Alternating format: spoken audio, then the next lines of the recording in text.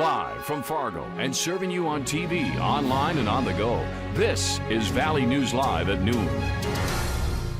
We now know the name of a man killed in a home explosion near the town of Marshall, Minnesota.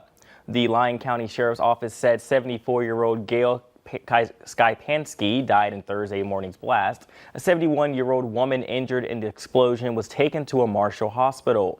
Authorities say she is in serious but stable condition. The cause of the explosion, which was felt by some residents in Marshall 2 miles away, is still unknown. The leader of a violent group known as the Slitter Gang is now being indicted. U.S. Attorney Drew Wrigley says 26-year-old Abadaho is facing numerous charges, including robbery, using a firearm during a crime of violence, and distribution of controlled substances.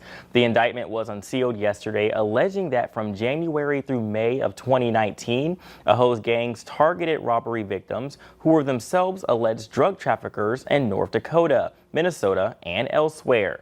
3 other alleged co-conspirators have been indicted and are awaiting trial. They're suspected of home invasions or arranged meetings where they'd rob people of their drugs and sell the stuff themselves. Well, we started off our day with some rain coming down pretty hard this morning, but will it start again this afternoon? Let's check in with meteorologist Lisa Green. Good afternoon. It is quieting down a little bit for us here. We do have some concerns about a few showers or thunder showers that may impact us as a cold front's moving through here today. But right now it's looking pretty dry. You can see the cloud cover associated with it. That will continue moving in. So we got a nice break in Fargo and have been able to see the sun, but you can see those thicker clouds coming in for a little while, and we'll have to watch out for any rain development along that front. Behind it, the winds are picking up and it's a little cooler too. We're at 65 degrees in Devil's Lake. Fargo's at 75 thanks to that sunshine, and 69 right now in Grand Forks. Over to the east, other places into the 70s at the moment. So temperatures are looking good. The wind has picked up. We're seeing some gusts above 30 miles per hour in some places out of the northwest. So we'll replace that rain chance with a little bit of wind here heading into the afternoon. Here's a look at your forecast coming up for the afternoon hours. Expect to see those clouds to eventually move on. There is that rain and thunder potential, and I'll outline that for you coming up in your hour-by-hour planner in just a few minutes. And of course, we need to take a look at that important weekend forecast too. All of that coming up. Hopefully the weather decides to work out with us. Thanks again, Lisa.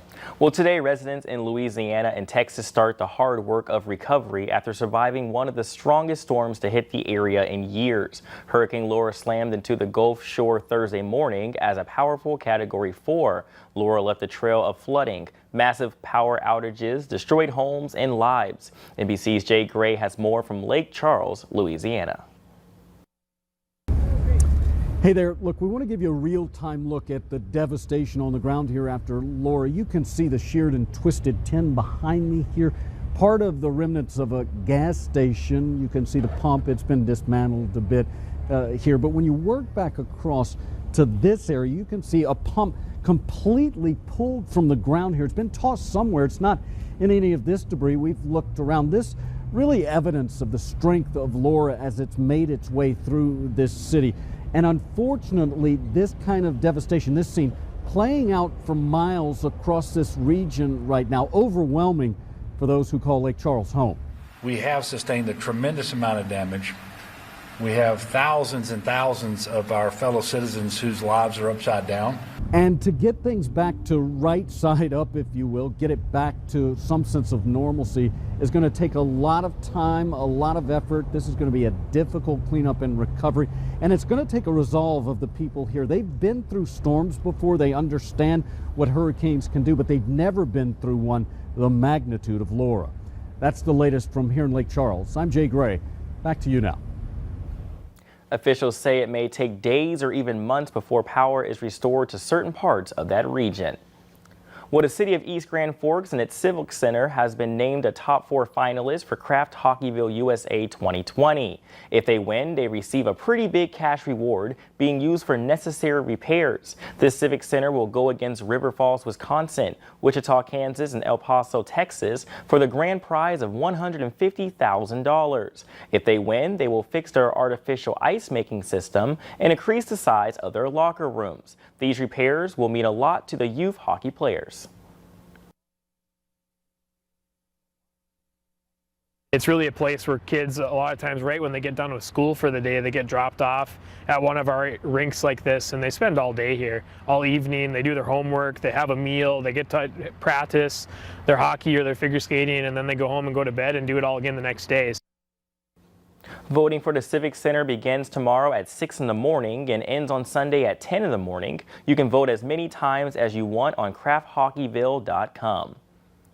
The Dollar General in Castleton has opened its doors today after months of preparation. As you take a walk around the store, parents, students, and teachers can find their necessary school supplies, including notebooks, writing utensils, and binders. As schools require the use of face masks for in-person learning, this store provides cloth and disposable sets. If anyone living in this area is in need of a job, the store is looking for a few more part-time sales associates. The pay starts at $10 an hour and requires you to be over the age of 18 to apply. The wearing of a face mask is required, and there is no limit of capacity when it comes to the amount of shoppers that can come in at one time. This Dollar General will be open 7 days a week from 8 in the morning to 10 at night. Well, let's take a look at the COVID-19 numbers. In Minnesota, the Department of Health is reporting 862 confirmed cases of COVID-19, along with 4 new deaths linked to the illness. In total, over 1,800 deaths have been attributed to the disease. Over 65,000 people are listed as recovered. In North Dakota, there are 314 new cases in the state. The death toll remains at 139, and the active case count is up to 2,163.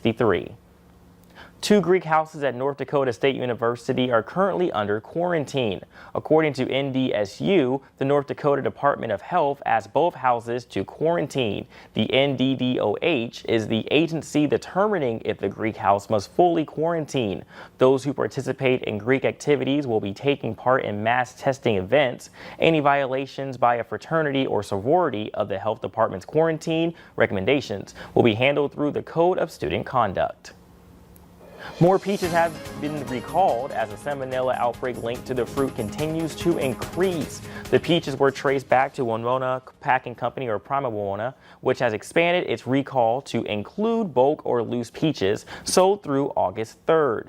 Previously, only peaches sold in bags had been recalled. More than a dozen companies have so far recalled the fruit or food made with them.